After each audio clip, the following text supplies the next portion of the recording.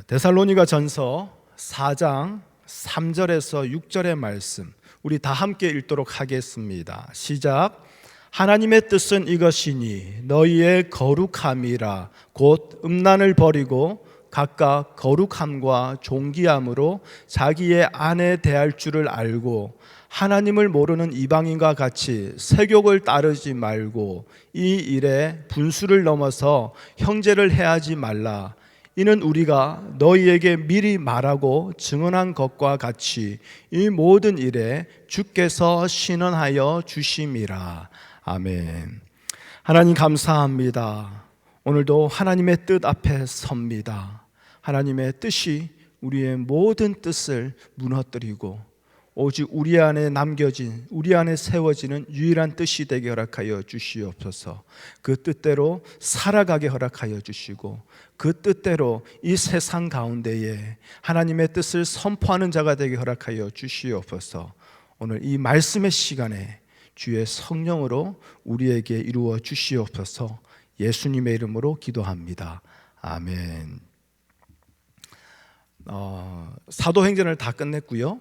그리고 종려주일과 부활주일을 우리가 함께 보냈습니다. 그리고 오늘 이제 사도행전을 끝나고 첫 주입니다. 이제 오늘부터 약 2달 정도 성도의 거룩함에 대해서 함께 좀 얘기를 나누려고 합니다. 성경의 한 책을 하나하나 가지고 보는 게 아니라 성도의 거룩함, 성화에 대해서 그 주제를 가지고 함께 좀 은혜를 나누도록 하겠습니다. 자, 여러분은 거룩하면 뭐가 생각나십니까? 거룩하면 뭐가 생각나십니까? 그렇죠. 예수님의 십자가에 못 박히심. 네. 그로 인해서 우리에게 구원이 이루어진 것은 사실이지요. 네. 너무 성경적으로 감사합니다. 근데 저는요, 거룩하면 그런 게 생각 안 나고요. 항상 저희 아버지가 먼저 생각나요. 저희 아버지가 거룩하게 사셨다 그게 아니라요. 저희 아버지도 젊었을 때부터 20대부터 이게 목회를 하셨거든요. 그러니까 저희 아버지가 1945년생입니다. 그러니까 1960년대부터 저희 아버지는 이미 청년 때부터 또 학생회 때부터 목회의 길을 걷기 시작하신 거죠. 근데 그때 저희 아버지가 한참 목회를 하실 때는 제가 이전에도 여러분께 나눴습니다. 목사님이 강대상에서 설교를 하는데 이 강대상 좌우 30cm 이상 이렇게 벗어나면 이거는 거룩한 게 아니라고 했어요. 그래서 목사님은 강대상 안에서 30cm 안에서만 머물면서 거룩하게 뽀마대 기름 바르고 그러면서 설교를 해야만 거룩한 주의 종의 설교라고 했다라는 거예요. 지금 우리는 이해가 안 되죠. 근데 저희 아버지가 목회할 때 60년대, 70년대 그때는 그랬다라는 거예요. 그리고 지금도 그 교회의 흔적이 남아있지만 남자와 여자가 앉는 자리를 갈라놨어요. 중간에 커튼을 쳐놓고, 그렇죠? 그리고 또 제가 또 거룩하면 또 생각나는 게 있어요. 뭐냐면 제가 한국에서 자랄 때요, 한국의 어떤 교회를 가도 항상 강대상이 2층으로 2개가 있었어요. 대강대상 그리고 밑에 작은 소강대상이 있었어요. 그리고 이 대강대상은 담임 목사, 거룩한 주의 종 외에는 아무도 못 올라왔어요. 담임 목사 외에 나머지 모든 예배 순서를 맡은 분들은 다 밑에 소강대상에서 기도하고 뭐 광고도 하고 하여튼 모든 예배를 그렇게 진행을 했습니다. 그래서 제가 초등학교 때 이렇게 교회 매주 토요일마다 교회 청소를 했어야 됐거든요. 이게 담임 목사 자녀라면 그거는 반드시 해야 되는 겁니다. 토요일 날 어디 갈 수가 없어요. 다 가더라도 교회 청소 다 끝내놓고 가야 돼요. 그럼 교회 청소를 하면 한국은 이렇게 칼펫이 아니라 다 이렇게 그냥 이렇게 concrete 같은 그런 시멘트 바닥이죠. 타일이지 않습니까? 그러면 맙하고 막 이제 교회 의자, 장의자도 다 닦고 창문도 다 닦고 또 당시 저희 교회가 상가 건물 4층에 있었거든요. 그러면 그 계단 1층까지 청소를 다 해야 되는 거예요. 그러고 난 뒤에 제일 마지막에 강대상 청소를 해야 돼요. 왜냐하면 강대상은 가장 거룩한 곳이기 때문에 다른 데 갔다가 올 수가 없는 거예요. 거룩한 곳이니 내 신을 벗어라, 그 말씀 때문에 그런지 모르겠지만 강대상 청소를 하려면 다른 거 다 끝내놓고 제일 마지막에 해요. 그러면 강대상 청소할 때에 강대상 그냥 올라오면 안 돼요. 밑에서 신발 벗어야 돼요. 신발 벗고 이제 그 앞에서 기도해야 됩니다. 근데 초등학교 3학년, 4학년짜리가 강대상 청소하러 올라갈 때 무슨 기도를 하겠습니까? 그냥 눈 감고 있는 거예요. 안 그러면 혼나니까. 청소 다 해놓고도 혼나거든요. 무슨 이렇게 억울한 데가 어디 있습니까? 청소 다 했는데 강대상 올라갈 때 이거 기도 안 했다고 무지막지하게 혼나요. 그래서 어떤 기도 했는지 기억도 안 나요. 그냥 앞에서 이러고 그리고 올라가는 거예요. 그리고 강대상을 싹 청소합니다. 지금도 한국 교회 가면 강대상 전용 실내화가 있어요. 반드시 신발을 벗어놓고 전용 실내화를 신고 올라가야 돼요. 그런 교회가 많습니다. 굳이 그 이유가 뭘까 혼자 생각해 보면 세상에 여기저기 그냥 더럽고 불결한 곳을 돌아다니던 그 신발을 신고 어찌 거룩한 강대상에 올라가느냐, 뭐 그런 생각이 있었는지 모르겠지만 아무튼 지금도 그런 교회가 많습니다. 물론 문화적인 차이도 있죠. 신발을 집 안으로 신고 들어가지 아니하는 그런 문화도 있겠으나 아무튼 교회에 그런 모습들이 있습니다. 그리고 또 거룩하면요, 이게 크게 상관없는 것 같은데 저는 또 이 모습이 항상 떠올라요. 뭐냐면 주일날 대예배는 좀 유난히 더 거룩한 예배 같거든요. 주일날 오전 10시, 11시에 드리는 이 대예배, 그래서 이 대예배 때 대표 기도는 남자 중직자들만 할 수 있어요. 아무리 연세 많으시고 신앙의 연륜이 깊으시며 그분이 참으로 교회에서 덕이 되는 우리 여자 권사님이어도 주일 대예배 대표 기도는 못해요. 할 수 있으면 주일 저녁 예배, 그렇죠? 그리고 난 뒤에 수요 예배 때는 이제 젊은 집사님들이나 청년들이 그때 수요 예배 때나 기도할 수 있는 이제 그 끝발이 돼요. 거룩하고는 아무런 상관없는 것 같은데 교회 안에 거룩을 지키기 위해서 이런 모습들이 생겨나기 시작했던 거죠. 그리고 지난 주일 제가 한 가지만 더 말씀드릴게요. 우리가 주의 성만찬을 같이 했습니다. 그러면 그 만찬을 하고 난 뒤에 그 떡이 남을 거지 않습니까? 그 포도주가 남을 거지 않습니까? 그 남는 거 그거 어떻게 할까요? 저는 그거 너무 잘합니다.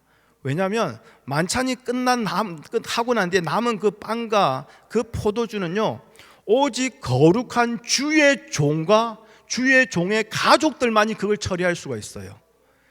여러분 전혀 몰랐던 거죠? 저는 어릴 때요, 그 포도주스 억지로 먹었어요. 주의 종의 가족이기 때문에 주일 예배 끝나고 주일날 저녁에 아버지 사무실 들어가거나 월요일날 사무실 들어가면 아버지가 그 빵이랑 그 포도주스 먹어라. 당신도 드시기 싫거든. 그러니까 마치 아들 간식 주는 척하면서 자꾸 그렇게 먹으라 하는 거예요. 그래가지고 그날은 그냥 계속 앉아서 이제 남은 그 빵 조각 먹고 포도주 마셨던 기억이 나요. 포도주스죠. 네. 여러분 어떻습니까? 이런 모습들이 교회 안에 있었고 지금도 남아있는 교회들이 있습니다. 이거 외에도 교회에서 거룩하면 떠오르는 모습들이 많을 겁니다. 왜 이런 모습들이 교회 안에서 생겨났을까요? 왜냐하면 일단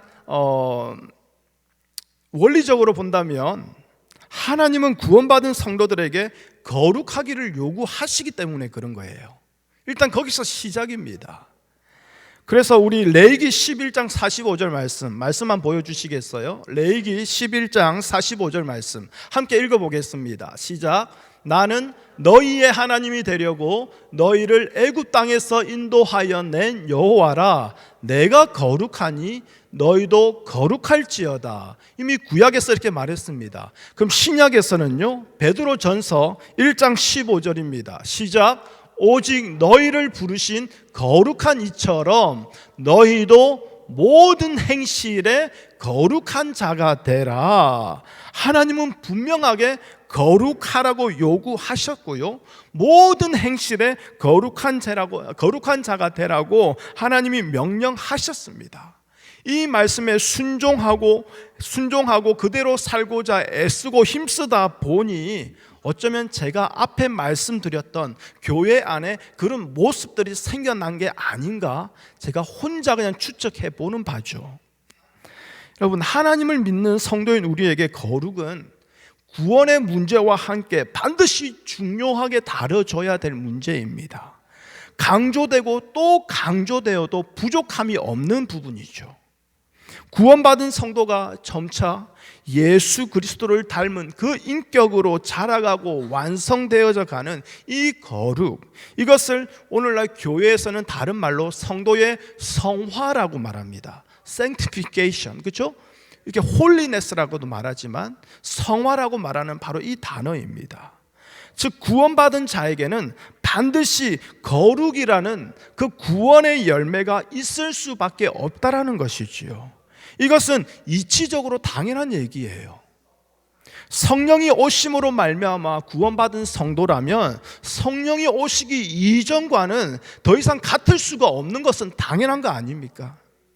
뭔가 변화되고 이전과는 달라지는 어떤 모습이 있어야 된다라는 것이지요. 그런데 문제는 뭐냐면, 우리가 이치적으로 알고 있는 이 원리대로 우리 삶이 아주 드라마틱하게 어떻게 변화되고 바뀌는 것이 크게 없다라는 거예요. 점차 거룩한 모습으로 변화되어서 믿음의 열매가 자꾸 맺히는 것이 있어야 하는데, 그래야 성령이 역사하는 성도답게 보이고 구원받았다라는 그 확신도 내가 더욱더 분명하게 가질 수 있을 것 같은데 실제로는 그러지 못하다라는 거예요. 그러니 불안하죠. 그러니 스스로 의심하지 않습니까? 내가 정말 구원받았을까? 내가 정말 천국 갈 수 있을까? 이러한 성도의 마음을 이미 이 바닥에서 전문가들인 이 목사님들은, 신학자들은 이러한 성도들의 마음을 잘 알고 있어요.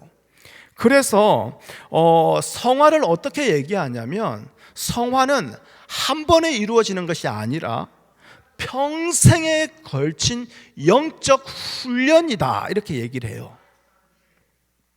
마치 산을 오르듯이, 에베레스트 산을 오르듯이 침례 받고 끝나는 것이 아니라 침례 받은 뒤에는 이제 산을 올라가는 그 매일매일 끊임없이 훈련하고 노력하는 그 영적 훈련이 있어야 된다. 이게 바로 성화를 이루는 거다. 그래서 매일 부딪히고 넘어질지라도 포기하지 말고 끊임없이 노력하면 언젠가는 산 정상에 오르게 된다, 이렇게 얘기해요. 설득력 있지 않습니까? 그렇게 살지 못하는 우리에게도 뭔가 익스큐즈가 생기고 좀 더 여유가 생겨지지 않습니까? 지금 당장 이룰 게 아니라 매일 노력하면 언젠가는 산 정상에 오르게 되는구나. 근데 여기서 함정은 뭐냐면, 이 산 정상은 언제 오르느냐? 이 땅에서는 못 이뤄요. 이 땅에서는 못 이루고요, 죽어서 천국 갔을 때 이루어지는 거라고 그렇게 얘기를 해요. 네, 그러니까 여기에 대해서도 또 성도들이 실망할까 봐 이런 예화를 듭니다. 에베레스트 산을 오르는 두 등산가가 있었는데 둘 다 산을 오르다가 어디서 이렇게 사고로 죽게 된 거예요. 그러면서 그 등산가의 그 묘비에다가 사람들이 이렇게 글을 적어놨다고 합니다. 산을 오르다가 죽다. 아무런 특별한 의미가 있는 것 같지는 않은데, 산을 오르다 죽다, 그렇게 그 묘비에 실제로 적어놨대요. 그러면서 성도의 삶이 이런 거다. 죽을 때까지 끝까지 산 오르는 훈련하는 거다. 이래서 우리는 성화를 이루는 거다. 그래서 끊임없이 전진하고 또 전진해야 된다. 그러면서 계속 성도들을 푸시하는 거죠. 여러분, 제가 다시 말씀드리지만요, 하나님은요 구원받은 성도들에게 반드시 거룩을 요구하십니다. 그런데 문제는 뭐냐면, 오늘날 교회가 가르치고 있는 그래서 교회 안에서 우리가 알고 있고 우리가 서로에게 요구하고 있는 그 거룩에 대한 내용이 정말 성경의 가르침과 같은 것이냐, 바로 이게 문제라는 거예요. 흔히 구원받은 성도에게는 변화가 있어야 된다. 그래서 그 성도의 성화됨을 증거로 내세우기 위해서 성령의 열매를 자꾸 갖다 붙여요. 우리 성령의 열매 한번 볼까요?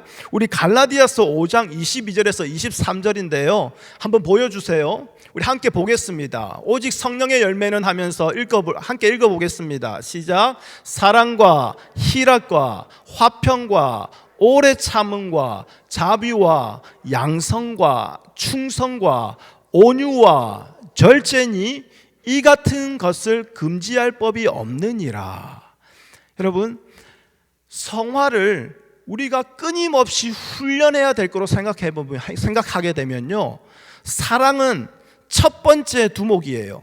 우리가 오락 게임 할 때에 그 first stage의 끝판왕에 나오는 그 두목이 있지 않습니까? 그래서 first stage에서 그 두목을 무찌르면 그 다음 단계로 가지 않습니까? 그리고 그 다음 단계로 가지 않습니까? 그러니까 성령의 열매를 그렇게 받아들이는 거예요. 그래서 우리가 첫 번째 정복해야 될 산이 뭐냐? 사랑이라는 거예요. 자, 여러분, 제가 묻겠습니다. 여러분에게는 정말 이미 변하지 않을 그 사랑의 열매가 가득 맺어져 있습니까? 그 사랑을 이미 정복하셨습니까? 질문이 너무 추상적이죠. 그래서 그러면 이 성경이 말하는 사랑을 가지고 제가 한번 물어보겠습니다. 너무나 잘 아는 고린도전서 13장 말씀, 여러분 듣기만 하세요. 안 보셔도 돼요. 사랑은 뭐라고 하냐면 오래 참고 온유하며 시기하지 않고 자랑하지 않고 교만하지 않고 무례히 행하지 않고 자기의 유익을 구하지 않고 성내지 않고 악한 것을 생각하지 않고, 더 있는데 너무 많아서 여기까지만 할게요. 자, 그러면 여기까지만 나온 그 내용으로 여러분께 묻겠습니다. 자, 사랑을 정복하셨습니까? 그 질문을 이렇게 묻겠습니다. 지난 한 주 동안 오래 참으셨습니까? 우리 권사님 한 분이 바로 아니요 이렇게 땡, 벌써 실패하셨어요. 성화에 실패하셨어요. 지난 한 주 동안 자기의 유익을 구하지 않았습니까? 성낸 적은 없습니까? 하나라도 통과한 게 없어요. 일단 사랑은 오래 참고 여기서부터 벌써 팍 걸려요. 그렇지 않습니까?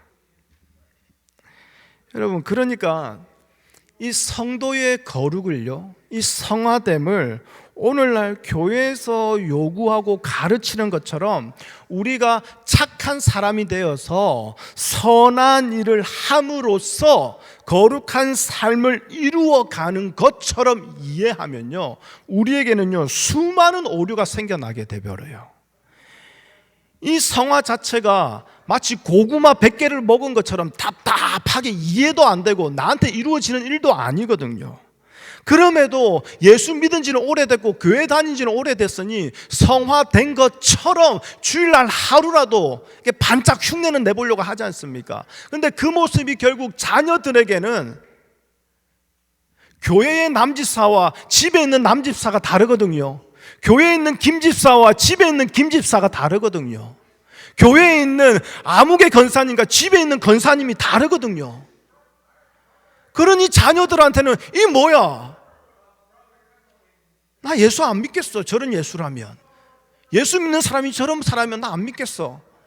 저도 그랬거든요. 집에 있는 김 목사와 교회에 있는 김 목사가 다르더라니까요. 그래가지고 제가 죄송해요. 아버지 멱살까지는 잡지는 않았지만요, 아버지 미치면서 그렇게 살지 말라고 막 저도 이렇게 소리 지르고 한번 싸우고 그랬거든요. 열받아가지고 할머니 그 비싼 자개농을 주먹으로 차가지고, 제가요 군대 가기 전에요 한참 막 20살 때 세상의 모든 것을 다 안다고 착각하고 살 때요. 그랬습니다. 여러분, 그러니까 성화되지는 않는데 성화된 것처럼 흉내는 내야 되고, 그런데 그 자신의 모습을 내가 가장 잘 아니 끊임없이 우리 안에 어떤 마음이 듭니까? 좌절감이 드는 거 아닙니까? 이게 뭐 하는 짓이지? 결국 신앙이 무기력해지고 의구심도 들게 되는 거예요. 아무리 해도 안 되니 말입니다. 그리고 그 무엇보다요, 성화를 이렇게 이해해버리면 하나님 말씀과 부딪히게 돼요. 하나님 말씀과 이렇게 충돌하게 돼요. 자, 로마서 3장 10절에서 12절의 말씀입니다. 너무나 잘 아는 말씀이니 제가 읽어드릴게요. 기록 하나님을 찾는 자도 아니 하나도 없으며 깨닫는 자도 없고 하나님을 찾는 자도 없고 다 치우쳐 함께 무익하게 되고 선을 행하는 자는 없나니 하나도 없도다. 여러분, 이게 바로 우리의 존재를 드러내는 성경의 선언이에요. 하나님이 우리를 이런 자라고 하나님은 이미 선포하신 거예요. 그런데 성화를 자꾸 우리가 노력으로 수고하고 그래서 착한 일하고 착한 사람 되는 것으로 이해해버리면 이 하나님의 말씀과 우리는 부딪히게 되는 거예요. 여러분, 바울이 지금 선을 행하는 자가 없나니 하나도 없다라고 한 말은요, 믿지 않는 이방 사람들에게만 해당되는 말이 아니라는 거예요. 만약 선을 행하는 자가 하나도 없다라는 말이 이방인에게만 해당되는 말이라면, 그러면 결국 선은 믿는 자들만, 교회 다니는 자들만 행한다라는 뜻이 되는데, 여러분, 이 말에 동의하십니까? 제가 지난 주 중에 아이들을 학교에 픽업하러 갔어요. 학교와 집이 가까워서 그냥 걸어서 왔다 갔다 할 때가 많습니다. 그날도 걸어서 가는데 중간에 비가 온 거예요. 지난주에 유난히 비가 많이 왔습니다. 그렇죠? 근데 우산은 준비하지 않았고, 그래서 어떡하나 그래도 그냥 갔어요. 그냥 비만 오면 되지. 그런데 이제 마침 아이들이 나올 때쯤에 비가 좀 줄어들긴 줄어들지만 그래도 비가 내렸어요. 그래서 약이냐고 로이를 비 오지만 우리 그냥 집에 걸어가자. 그럼 걸어가려고 하는데 어떠한 한 여자아이가요, 한 친구가 있는데 부모가 아직 안 온 거예요. 근데 그 부모가 안 온 아이가 혼자 비 맞고 그렇게 서 있는 것이 마음이 그랬는지 그 여자아이가 자기 우산을 들어서 그 아이와 같이 부모를 기다려주고 있더라고요. 너무 감동이지 않습니까? 그런데 우산을 들여준 그 여자아이가 그 히잡을 쓰고 있었어요. 히잡 같은 거. 이미 백그라운드가 교회가 아니에요. 그렇죠? 그런데 그 선한 일을 통해서 거기에 있는 모든 이제 부모님들과 많은 사람들이요, 감동을 받았다니까요. 저런 아이가 있구나. 지난주 뉴스입니다. 한 식당에서 한 어르신이 식사를 시켜 놓았어요. 해장국이 다 나왔어요. 식사를 하시면 되는데 그 식사를 안 하시고 어르신이 고개를 그냥 쫙 쳐박고 가만히 앉아만 계십니다. 근데 거기를 지나가던 한 손님들이 그 어르신들이 이상하다고 마음을 두고 관심을 두면서 계속 살펴보는 거예요. 식사가 식어가는데도 어르신이 고개를 들지도 않고 꿈쩍도 하지 않습니다. 그래서 이상하다 싶어 가서 봤더니 그분이 당뇨가 있으신 분인데 저혈당 쇼크가 와가지고 그렇게 죽어가고 있었던 거예요. 그래서 그 관심을 두고 이상하다고 여겼던 그 손님들이 그 어르신들을 응급처치를 해서 결국 살려놨습니다. 저는 그분들이 믿는 사람인지 아닌 사람인지도 몰라요. 근데 세상의 뉴스에 나오는 이 뉴스였다라는 거예요. 그러니까 도덕적으로 양심적으로 선한 일은요, 예수 믿는 자들만 하는 것이 아니라는 거예요. 바울의 시대 때도 마찬가지예요. 도덕적인 기준에서 그 선한 일들은 얼마든지 행해지고 있었습니다. 그럼에도 불구하고 바울은 선을 행하는 자가 없다라고 한 것은 뭐겠습니까? 성경이 말하는 선과 악의 기준이 세상이 말하는 그 도덕적 윤리적인 기준하고는 다르다라는 거예요. 그러므로 세상이 말하는 선한 일, 착한 일, 그걸 실천하는 것을 성도의 거룩과 성도의 성화와 연결시키는 것은 그건 무리가 있다라는 겁니다. 근데 오늘날 교회에서는 세상에 말하는 착한 일, 선한 일, 그걸 자꾸 하라고 하잖아요. 그걸 많이 하면 성화된 사람처럼 거룩하게 여겨주지 않습니까? 물론 셀프 컨트롤 잘해가지고요, 우리 그 못된 그냥 그 성질머리 잠시 억누를 수는 있어요. 그렇죠? 잠시 참아 놓을 수는 있어요. 그런데 문제는 뭐냐? 이거는 우리 안에서 사라지지 않는 문제라는 거예요. 나도 모르게 조건과 상황만 맞으면 언제든지 또 튀어 올라오는 거 아닙니까? 제가요, 저에게 기도 제목인데요, 제가 운전을 하면요 그렇게 성격이 못되지더라고요. 운전을 하면요 제가 화가 그렇게 많아져요. 앞에 차들이 왜 이렇게 답답한지. 그리고 한 번씩 보면요, 이 차들이 이게 뭐 이렇게 유튜브라든지 텍스트, 전화기를 아예 보면서 하는 차들이 있어요. 그러면요 앞에 가는데 그냥 뭐랄까 슬금슬금 제 차선으로 넘어오거든요. 그러면 제가 그냥 화가 나기도 하고 정신 안 차리고 뭐 하냐면서 빵 눌러요. 근데 처음에는 그냥 빵 이렇게 눌러줘요. 그러지 마세요, 조심하세요. 근데 이게요 2번, 3번 반복되다 보니까요 나중에는 빵이 빵 이게 아니고 빵 이렇게 지나가요. 제발 좀 그만해라. 그런데 저도 급할 때는 하거든요. 하여튼 이 성질 못된 거요, 이게 안 사라져요. 상황과 조건만 맞으면 언제든지 튀어 올라와요. 내 자존심 괜찮은 척 하다가 누가 건드리기라도 하면 바로 올라오지 않습니까? 그러니 바로 다툼이 나타나는 거 아닙니까? 그러면 그동안 내가 애쓰고 수고했던 그 노력들, 그래서 이루어 놓았던 성화, 거룩들은 다 실패한 것일까요? 그러면 다시 또 처음으로 사랑부터 다시 가야 될까요? 여러분, 이걸 어떻게 해석하느냐 이 말입니다. 여러분, 정말 성화를 이루어서 거룩한 삶을 살고자 한다면요, 외적인 행동의 변화가 아니라 우리 본성 자체가 변화해야 돼요. 분노와 미움, 시기, 자존심의 문제, 우리 모두의 본성과 연결되어 있거든요. 그런데 말씀드렸다시피 잠시 누를 수는 있어도 이 인간의 본성은요 결코 변화될 수 없는 거예요. 선악과 사건 이후로 악한 이 인간의 본성은요 시대와 상황에 따라서 다른 모습으로 나타났을 뿐 달라진 것은 전혀 없다라는 거예요. 그래서 성도가 열심히 선을 실천하고 스스로 변화되려고 애를 씀으로써 이루어지는 성화, 거룩은 성경적인 가르침과는 맞지 않다라는 거예요.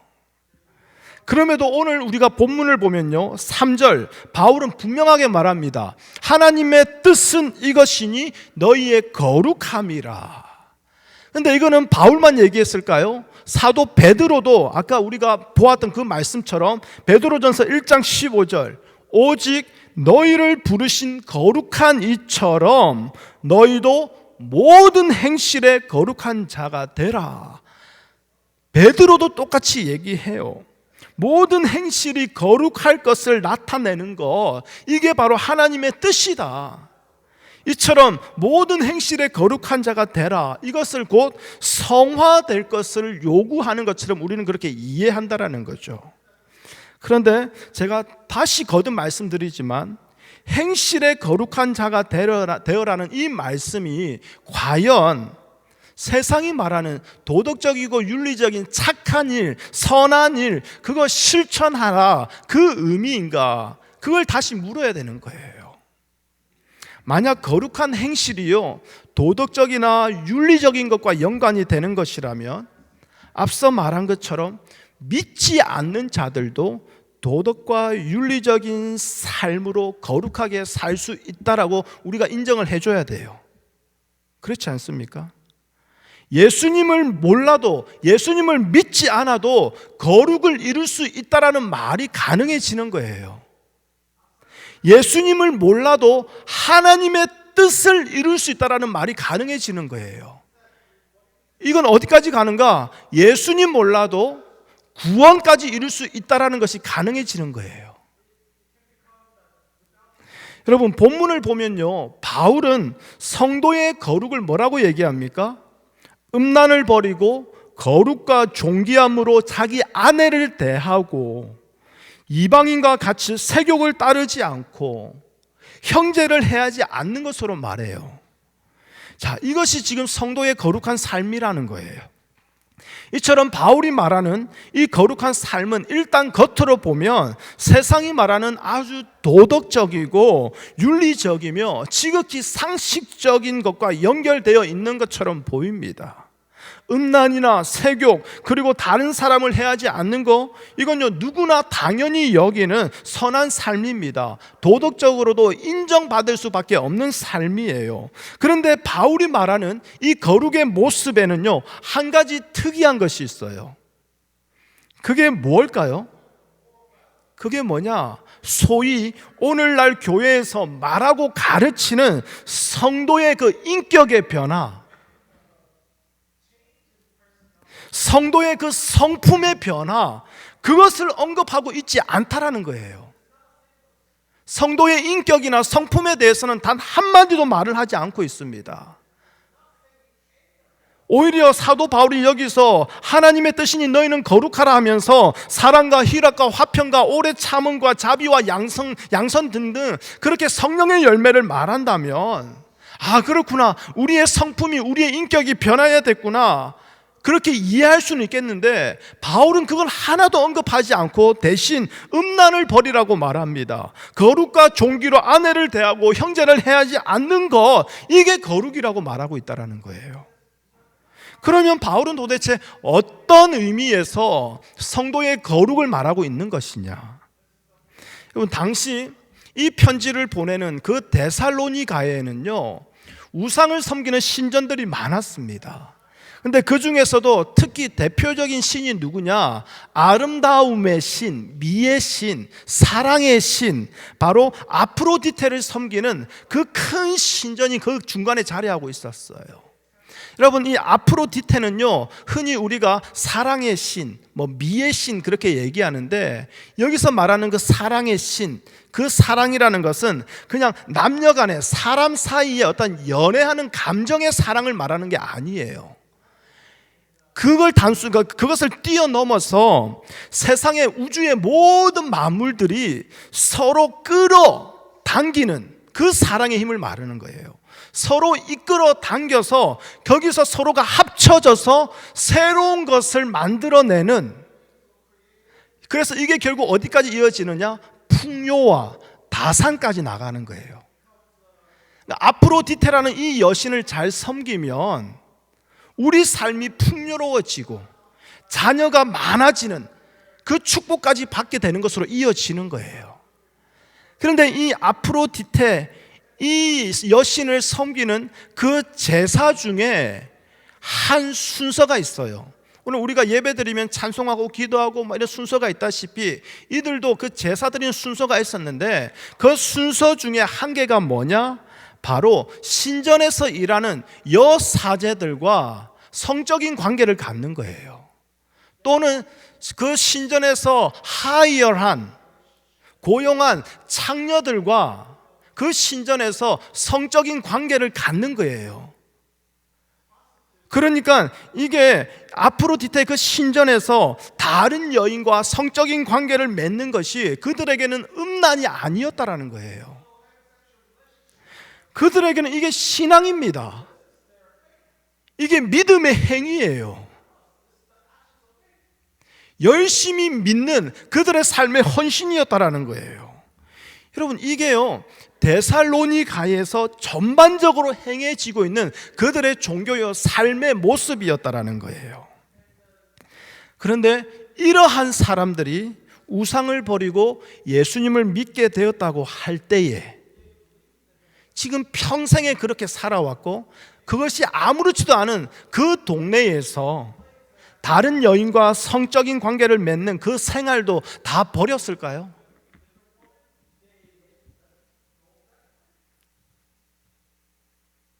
아니죠.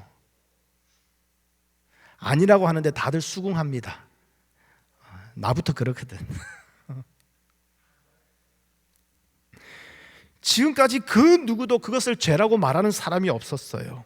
오히려 쾌락입니다. 오히려 믿음의 행위입니다.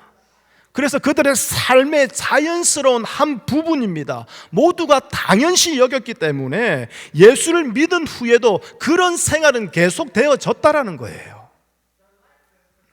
제가요, 월요일 오전에 가끔씩 그 목사님들 그 축구하는 모임에 나가서 제가 공을 한 번씩 찹니다.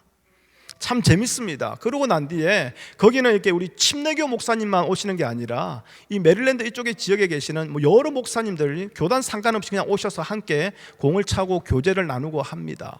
그 중에 한 목사님과 이런 대화를 나눴어요. 무슨 대화였냐면, 지금 한국에 아주 유명한 간증 프로그램이 있습니다. 유튜브로서도 많은 성도들이 봐요. 그렇죠? 그러면서 그 간증에 나오는 사람들이 이렇게 그 간증을 통해서 많은 성도가 은혜를 받고는 있죠. 근데 거기에 한 유명 연예인이 나왔다고 하더라고요. 그래서 저도 한번 찾아서 봤어요. 근데 간증이요, 참 은혜가 돼요. 하나님이 그 삶 가운데에 그 사랑과 자비하심으로 어떻게 그 영혼을 이끄셨는지 참 은혜가 되고 감사하더라고요. 그런데 그 간증의 말미에 그 연예인이 이렇게 얘기하더라고요. 아직도 술은 한 잔씩 하고 있어요. 그런데 그 술 한 잔 한다는 그 얘기에 그 간증 프로그램에 나오는 그 출연자들이요, 그 얘기를 너무나 자연스럽게 받아주고 그냥 그렇게 어물쩍 넘어가는 거예요. 근데 제가 축구하면서 만난 그 목사님이 어떤 말씀을 하시냐면, 그 간증이 나오고 난 뒤로부터요, 자기 교회 성도들 사이에서 술 한잔 한다라는 얘기, 술 한잔 하자라는 얘기가요, 너무 자연스럽게, 너무나 표면적으로 쉽게 올라오고 있다라는 거예요. 여러분, 이게 무슨 말입니까? 우리의 기준이 이렇다라는 거예요. 하나님의 말씀이 아니라 내 주변에 누가 이렇게 하고 있다더라, 우리 교회에 아무개 집사가 술 한잔 한다더라, 그러면 나도 하잖아, 나도 한잔 같이 하면 되겠네. 저 집사님만 아니라 야, 장로님도 한대. 그러면서 다들 그러면 나는 괜찮은 거 아니야? 그게 우리 아닙니까? 그러면 데살로니가 성도들을 한번 생각해 보십시오. 다들 그러고 있는데 나만 예수 믿었다고, 나만 하지 말라고? 이건 뭔가 억울하고 뭔가 맞지 않는 것 같아요. 그렇게 해도 잘못됐다고 말하는 사람도 없어요. 그러니 그 삶이 끊어졌겠냐고요. 변화되어졌겠냐고요. 여러분, 데살로니가 성도들이요, 그 환경이 그랬어요. 다른 여인과 성적인 관계를 가지는 것이 자연스러운 거예요. 당연한 거예요. 그렇다면 바울은 지금 그 음란을 버리라고 말하는 것은 단순히 다른 여인과 그 성적인 관계를 더 이상 하지 마십시오, 이거 당연히 하면 안 됩니다. 당연히 하면 안 돼요. 그런데 단순히 그것만을 말하는 것이 아니라는 거예요. 그 의미를 뛰어넘어서 예수 믿는다고 하면서도 여전히 자기 즐거움을 쫓아가고 있고 자기 쾌락을 따라가고 있는 그 세상에 속한 옛 사람의 사고방식, 옛 사람의 삶의 방식, 그것을 버릴 것을 말하고 있는 거예요. 그래서 바울은요, 단순히 도덕적인 삶의 실천을 통해서 거룩을 이루라, 그걸 말하고 있는 게 아니라 세상 삶의 방식, 세상의 사고 방식에서는 완전히 구별된, 완전히 차별된 그 거룩을, 그 성화를 지금 말하고 있다라는 거예요.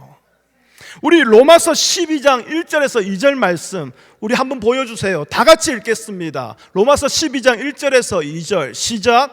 그러므로 형제들아, 내가 하나님의 모든 자비하심으로 너희를 권하노니 너희 몸을 하나님이 기뻐하시는 거룩한 산 제물로 드리라. 이는 너희가 드릴 영적 예배니라. 너희는 이 세대를 본받지 말고 오직 마음을 새롭게 함으로 변화를 받아 하나님의 선하시고 기뻐하시고 온전하신 뜻이 무엇인지 분별하도록 하라. 아멘. 이게 거룩이라는 거예요. 옛 사람의 삶이 자기의 즐거움과 자기의 뜻을 이루기 위한 길이었다면 새 사람으로서의 그 성도의 삶은 나의 뜻과 즐거움을 찾고 쫓아가는 것이 아니라 하나님의 기쁨과 하나님의 뜻에 나의 소원을 두고 사는 것, 이게 거룩이요, 이게 성도의 성화라는 거예요. 그렇다면 바울이 그 뒤에 말하고 있는 거룩과 존귀함으로 아내를 대하는 것, 형제를 해하지 않는 것들 역시 마찬가지입니다. 그저 아내의 마음을 잘 이해해주고 아내의 말에 잘 공감해주고 따뜻한 말로 아내에게 잘 얘기해줘라, 그게 아니에요. 형제에게 나쁜 짓 하지 말라, 그런 단순한 의미보다 내가 아닌 다른 지체의 유익을 구하는 자로 살아가는 것을 말하는 거예요. 그런데 다른 지체의 유익을 구한다는 것은 무슨 말입니까? 이게 어제 새벽 말씀에 나눴던 말씀이에요. 바로 바울이 지금 감옥에 갇혔습니다. 그런데 그 바울이 빌립보 성도들에게 편지를 보내면서 그 편지에 뭐라고 하냐면, 내가 전제와 같이 부어질지라도, 전제는 무엇입니까? 신에게 드리는 그 제물에게 부어지는 포도주예요. 그러니까 신에게 드려지는 메인이 아닌 거예요. 그 메인을 위해서 부어지는 포도주가 전제예요. 자기의 삶이 그렇게 소모품처럼, 전제처럼 사라진다 할지라도 그것이 너희들의 믿음을 굳게 세우는 것이라면 나는 기쁘고 기뻐하겠노라. 그게 바로 다른 지체의 유익을 구하는 거지 않습니까? 그래서 사도 바울은 그와 함께한 동력자 에바브로디도를 언급합니다. 에바브로디도는요, 지금 죽을 병에 걸렸어요. 병에 걸려서 죽게 되었는데, 이 에바브로디도도 바울과 같은 마음으로 예수 그리스도의 복음을 위해서 살아갔던 자거든요.